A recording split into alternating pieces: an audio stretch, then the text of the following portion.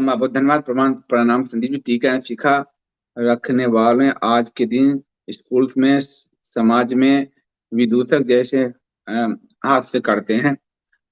जो जो लोग रखते हैं उनका जो मजाक उड़ाते हैं, क्योंकि वो ज्ञान नहीं। इसलिए तो मैंने कहा कि सनातन का ज्ञान होगा तो वो तर्क दे पाएगा, वो जवाब दे पाएगा। सनातन का ज्ञान नहीं है तो पोंगा पंडित कहलाता रह जाता है। इसलिए सनातन बहुत वैज्ञानिक धर्म है, उसका ज्ञान परम आवश्यक है। सरोज जी करे, मैं पोते को अपनी शिखा और टीके से बहुत प्यार और गर्व होना भी चाहिए। बिल्कुल, ताकि उसको बताइए कि ये क्या है, क्या है। परमात्म तत्व की यात्रा है। यात्रा के दो पड़ाव हैं। ये पड़ाव जो होते हैं ना, आखिरी पड़ाव, उससे पहले का जो पड़ाव होता है, ये पहले का पड़ाव है और ये अंतिम पड़ाव है। रुपेश जी करें, संजीव बहुत दुख होता है। प्राचीन भारत में ज्ञान और अध्ययन को बहुत अधिक महत्व दिया जाता था, पर आज हिंदुओं के पढ़े लिखे वर्ग भी सिर्फ जीविकोपार्जन के लिए पढ़ाई करते हैं, बाकी ज्ञान को से उनको कोई मतलब नहीं है।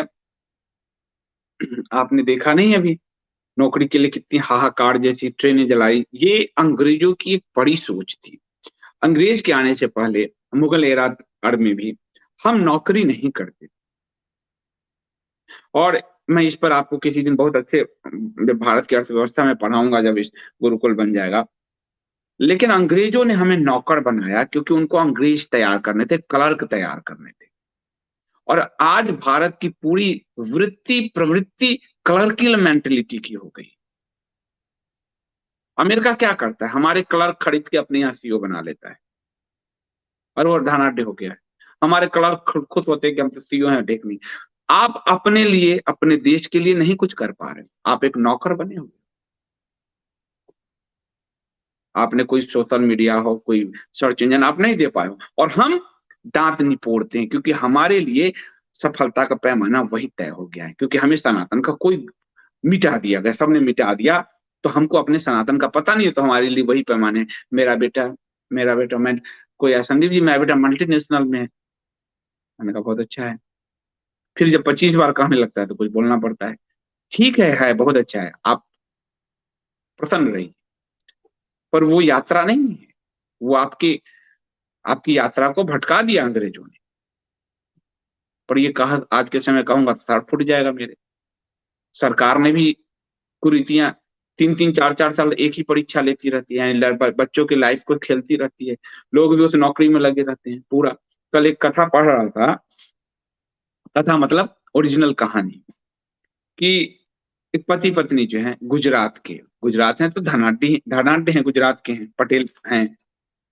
और वो गलत तरीके से अमेरिका में प्रवेश करने के लिए उन्होंने 65 लाख रुपए दिए। किसको? अपने एजेंट को।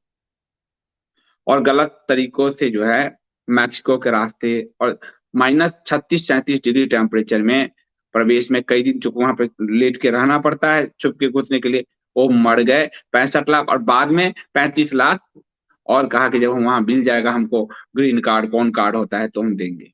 1 करोड़ से तुम यहाँ व्यवसाय कर लेते, 5 लोगों को रोजगार देते, तुम मालिक होते। तुम नौकर बनने के लिए 1 करोड़, आज तुम्हारे दोनों बच्चे अनाथ हो गए, अनाथ हो गए। तो ये जो क्लर्क तैयार करने की मेंटेलिटी थी अंग्रेजों ने जो की, वो यहाँ से बाहर तक जो जाते हैं सब खींचे निपोड़ निपोड़ के भी, वहां और यहाँ नौकरी, और ये वो सिर्फ कोल्हू के बैल की कथा है और कुछ नहीं। सनातन ये नहीं था। सनातन में व्यापार महत्वपूर्ण था, इसलिए वैश्य व्यापार। और इसलिए 60% और 30%, जब जहांगीर के समय जब अंग्रेजों का पदार्पण हुआ, उस मुगल एरा में जो इतने कृषकों को मारा, हिंदुओं को मारा, तब भी हम 30% जीडीपी वर्ल्ड का दे रहे थे। और अपने समय हर्ष और गुप्त काल में तो हम 60% पे थे। और आज हम 7%, 8%, 60%। यानी क्लर्क ने हमें हमें हमारा विकास गुप्त काल में था, जब हम दुनिया के पूरी अर्थव्यवस्था का 60% चला रहे थे, या हमारा विकास आज है जो विकास के नारे लगते हैं? ये पूरी क्लर्क सिस्टम ब्रिटेन ने तैयार किया, अंग्रेजों ने तैयार किया, और वही हम ढो रहे हैं क्योंकि हमें सनातन का ज्ञान नहीं। सुमन प्रसाद जी का ने इतने अच्छे से बताया कि सब कुछ समझ आ गया, आपके दे ज्ञान से कई संशय दूर हो गया। धन्यवाद सुमन जी। बस मैं भी आप लोगों को बोलता हूँ तो संशय हमारा भी दूर होता है, क्योंकि वाचन और श्रवण ये बड़ा महत्वपूर्ण है। पठन पाठन वाचन श्रवण। भुजंग दादा आप सुपर स्टिकर के साथ आए हैं, कुछ तहलका मचाने आए हैं लगता है। धन्यवाद भुजंग दादा, thank you so much. Mukesh Kumar ji, Mukesh ji हमारे हैं सहसा इंटीरियर से। ये पीछे की लाइब्रेरी है, मुकेश जी ने बनाया हुआ है, ये जो आप देख रहे हैं। संदीप जी, ये संस्कृति पता ही नहीं चला कि कब लोग की तरफ चली गई। हमारे बचपन में सभी छोटी यानी सिक्का रखते थे, लेकिन अब हाँ सही बात है मुकेश जी, बिल्कुल सही कह रहे हैं कि हमारे 60 70 80 के दशक तक फिर भी संस्कृति का कुछ रक्षण था। ये जो 90 का दशक आया, भूमंडलीकरण, उदारीकरण और वैश्वीकरण, ये 3 पिशाच आए। इन 3 पिशाचों ने और ज्यादा नाश कर दिया। अमीन मिश्रा जी धन्यवाद, आपको भी वंदन। मेरे वैकुंठवासी पिता कहते थे जिज्ञासा आस्था को जन्म देती है, जबकि शंका भ्रमित करती है। कृपया संभव हो तो विस्तार दें। बिल्कुल, मैंने इसमें कहा, आप अमित जी आप देखें, जब आपकी जिज्ञासा जो है शुरू में, देखिए जिज्ञासु प्रवृत्ति बहुत बहुत अच्छी बात है। जो प्रश्न आप पूछते हैं और एक जो सिर्फ शंका के समाधान में जाते हैं, उस दोनों में अंतर है। जो जिज्ञासु है उसको, वो उस तत्व को जानना चाहता है, और जो शंकालु है वो नकारात्मक है, वो उस तत्व को काटने का प्रयास करता है। जरूर काटिए लेकिन पहले जानिए। तो जिज्ञासु प्रवृत्ति पहले है। यहाँ आप देखेंगे कि हम लोग जैसे फेसबुक पोस्ट या में बिना जाने लोग सबसे पहले कमेंट करते हैं, तो वो शंकालु प्रवृत्ति आप मान लो। और जो जिज्ञासु है कि इसमें क्या है, तो जिज्ञासा एक सकारात्मक भाव है। हालांकि शंका भी कई बार आस्था को जन्म देती है, और जब उसका समाधान सही गुरु करे, सही मार्गदर्शक करे, तो वो धीरे धीरे उसको, उसका वही शंका, बहुत बारीक लाइन है, जिज्ञासु उसको बना देगा, जिज्ञासा की ओर प्रवृत्त करेगा, और वो अंत में उसको प्रश्न के जब उत्तर मिलने लगेगा तो वो आस्थावान बनेगा। एक समय जाके आस्थावान होना पड़ता है, नहीं तो आप फिर धर्म को नहीं समझ पाएंगे। आपकी आस्था है कि अग्नि जलाती है, इसके लिए आप अगर कुतर्क करेंगे तो आप मरेंगे। आस्था है कि अग्नि जलाती है, वायु प्राण देती है, जल आपको शीतलता देती है। न आस्था नहीं है, शंका करेंगे कि अरे कहाँ अग्नि जलाती है, हाथ घुसाओ पता चल जाएगा। जिज्ञासु होगा, वो क्या कहेगा कि अग्नि जलाती है, तो ये जलाने का गुण उसमें कैसे आया, ये हम कैसे माने, ये गुण उसमें आया कहां से, तो आप शास्त्र से उसको प्रमाण दोगे। और शंकालु कहेगा अरे जलाती उलाती कुछ नहीं, ये ले। तो ये आपकी आस्था हुई कि अग्नि जलाती है, ये आपकी आस्था है, इसको कोई चुनौती नहीं है, ये आपकी आस्था है। निधि जी कह रहे हैं ये शास्त्रार्थ किस स्थान पे चल रहा है संदीप जी। देखिए मैंने बताया था कि शास्त्रार्थ 2 जगह ये माना गया जगह, एक माहिष्मती 2 जगह माना गया, एक माना गया मध्य प्रदेश में नर्मदा नदी के तट पर, एक कहा गया मिथिला में, और दोनों जगह वो जगह है। मिथिला में मंडन मिश्रा के गांव माना जाता है, बहुत प्रकांड विद्वान थे। और नर्मदा नदी के समय माना जाता है कि वहां भी मंडन मिश्रा वहां थे। तो एग्जैक्ट जगह का आपको पता जो है, क्योंकि पहला आदि शंकर पर जो पुस्तक है वो 1300 ईस्वी के आसपास लिखी माधवाचार्य जी ने, शंकर दिग्विजय, जो मेरे पास है, जो है ये देखो शंकर दिग्विजय। तो 1300, तो एक बहुत लंबा गैप हो गया। तो उसको पकड़ने की जगह उसके ज्ञान की यात्रा में हम जाते हैं। दोनों लोग अगर कहते हैं तो दोनों लोगों की बात है। माधवाचार्य जी उसको कहते हैं कि नर्मदा नदी के तट पर ही, और बाकी श्रुति में क्योंकि मंडन मिश्र के गांव और ये वो मिथिला में, क्योंकि मिथिला में ये जो उपनिषदों की पूरी यात्रा है वो मिथिला में हुई। जनक की सभा, अष्टावक्र, उद्दालक, याज्ञवल्क, गार्गी, ये पूरी परंपरा मिथिला की है। तो मंडन मिश्र उस प्रकार वेदांत मिथिला में ही माने जाते हैं। तो आप जगह को गौण कर दो भारत ही में। श्रुति जी कह रहे हैं गुरुकुल के अभाव में साइंस ही परम विज्ञान है, बाकी सब अंधविश्वास है। पर वो साइंस भी कौन सा, जो रटंत विद्या वाला साइंस, बच्चों को प्रयोग भी नहीं कराते ठीक ढंग से, रटंत विद्या वाला साइंस। और बच्चे समझ में नहीं पाते, नंबर लाने के लिए पढ़ते रहते। नागेश जी कह रहे हैं संदीप जी 1972 फिल्म अमर प्रेम का एक सॉन्ग कुछ तो लोग कहेंगे इसमें ब्राह्मण को नीचा दिखाने के लिए शिखा के साथ एक व्यक्ति को दिखाया गया है। आप तो जानते हो बॉलीवुड के बारे में, वो तो महाधौड़ से उड़ है। तो उसने तो एक ब्राह्मण वो होगा, वो गलत दृष्टि डालेगा, बनिया जो बैच होगा हमारा, वो लोगों के खून चूसेगा साहूकार। एक मुस्लिम होगा जो सबसे ज्यादा वफादार होगा, मित्र शेर खान होगा। वो तो बॉलीवुड ने रचे हैं, आप झूठ पकड़ में आ रहे हैं सब, झूठ पकड़ में आ रहे हैं। शैल देरासरी जी, महिलाएं शिखा और टीका दोनों रखती हैं। एक्सपेरिमेंट में पाया गया है कि लंबे बाल से सिक्स सेंस बढ़ती है, यूनिवर्सल एनर्जी ज्यादा कैप्चर करती है हमारे शरीर को। एनर्जी का लेवल ब्रह्मांड के साथ बालों के संपर्क, ये आधुनिक विज्ञान जो भी कहता है वो ठीक ही है, पर उसका असली जो वास्तविक रीजन है वो है कि आपकी यात्रा में आपको वहां पहुंचना है। जो आखिरी मोक्ष का लक्ष्य है, वो आखिरी आपका लक्ष्य ये बात है। जगदीप बहन जी, संदीप जी ये पागलपन हमारे ससुराल के पूरे परिवार में 2 साल पहले ही किया है, और मेरे और पति के सत्य बोलने पर पूरा ससुराल हमसे बात बंद कर दिया, हमारी बहुत बुराई करते हैं। ये तो बहुत अच्छा हुआ बहन जी, क्योंकि जितना आप सत्य बोलेंगे आपसे लोग उतने दूर, ये सत्य की और बड़ी परीक्षा है। और सत्य सत्य के मार्ग का आपको कि आप सत्य पर ही हो, इसका सबसे बड़ा प्रमाण यही है कि आपके आसपास से झूठ हटने लगता है। आंधी जब आती है तो सारे पत्ते धूलकण सब बिखर जाते हैं, नहीं कुछ नहीं बचता।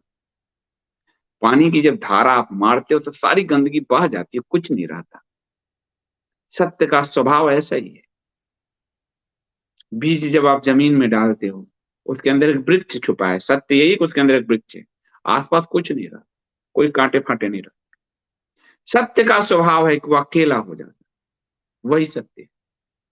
इसलिए यदि आपके आसपास के लोग हट रहे हैं तो आप भगवान को धन्यवाद दीजिए।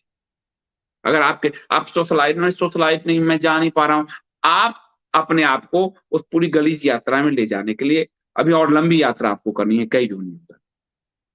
जितना आप स्वयं में जीने लगते हैं, यानी आपकी आंतरिक यात्रा होती है, उतने आपके बाहर की यात्राएं बंद होने लगती है। और जितना आपकी बाहर की यात्राएं होती है, उतना आपकी आंतरिक यात्राएं बंद होने लगती है।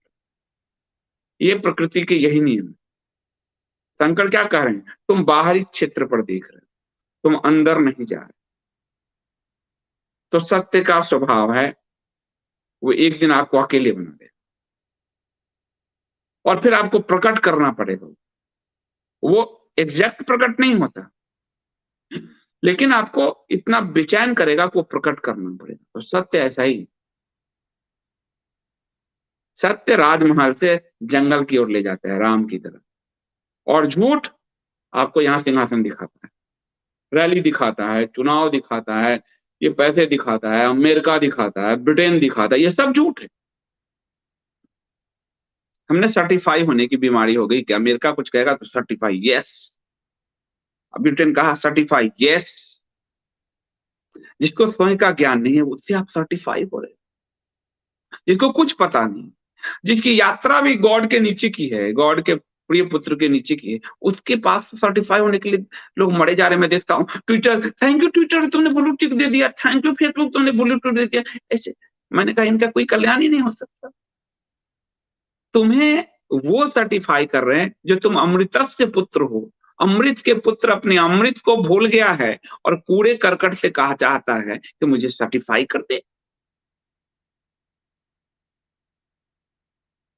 फिर जब आप भूल जाते हो स्वयं को, अपने अंदर के उस कस्तूरी को भूल जाते हो, तो भटकता है जैसे मृग भटकता है। वो कस्तूरी उसके अंदर है पर वो उसकी तलाश में भटकता है। मानव ऐसे भटक रहा है, बस उसको स्वयं के अंदर यात्रा करनी है, उसके अंदर वो सत्य प्रकट हो जाएगा, बोध प्रकट हो जाएगा। ये तो अच्छी बात है बहन जी, ये तो बहुत शुभ शुभ संकेत है। गौरांग जी धन्यवाद। संदीप जी नमस्कार, मैं पहले सनातन नहीं समझता था, आपके साथ सुन सुनकर सनातन धर्म को धीरे धीरे समझते जा रहा हूँ, और इतना ज्ञान श्री वृद्धि हो रहा है। वृद्धि हो रही है। सब कुछ प्रभु की कृपा है, आपको धन्यवाद। बस ये पथ ही ऐसा है, ये पथ ही ऐसा है, ये सुंदर पथ। ये पहले नहीं समझ में आता है।